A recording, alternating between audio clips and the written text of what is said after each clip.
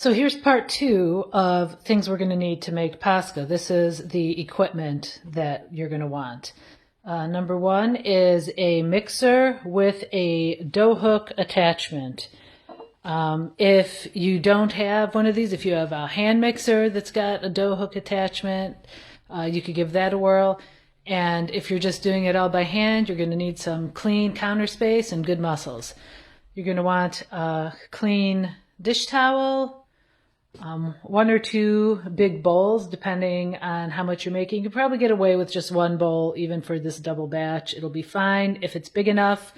If you don't have something really big, you're going to want to go with 2 smaller bowls, some plastic wrap. Oh, if you do 2 smaller bowls, you're going to want 2 of those towels also. And then something to bake your Paska in. So there's a lot of options here. I know the traditional is coffee can. I've never done that. I know it makes a nice shape, but it kind of icks me out, to be honest with you. I'm using like some old aluminum can. So what I use usually are these 4 types of things that you see right here. This is a stainless steel pot, just like that you use on your stove. These happen to have Bakelite handles. So on this one, I leave them on. Sometimes I just cover it up with a piece of aluminum foil to protect it. But these should be fine.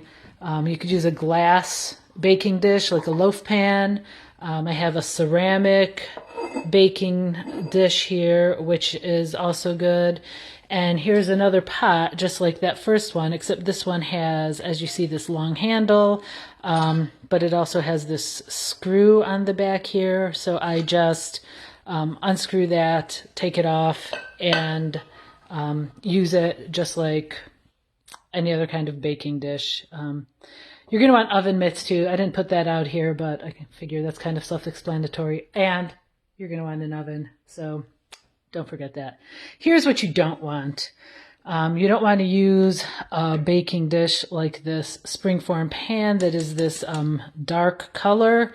Sometimes that ends up getting much warmer and you could end up burning the outside of your bread before the inside is cooked.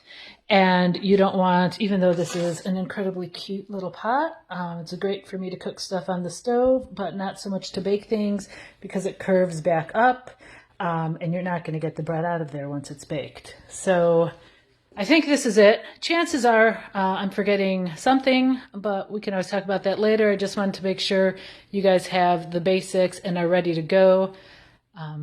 Let me know if you have any questions. Thanks.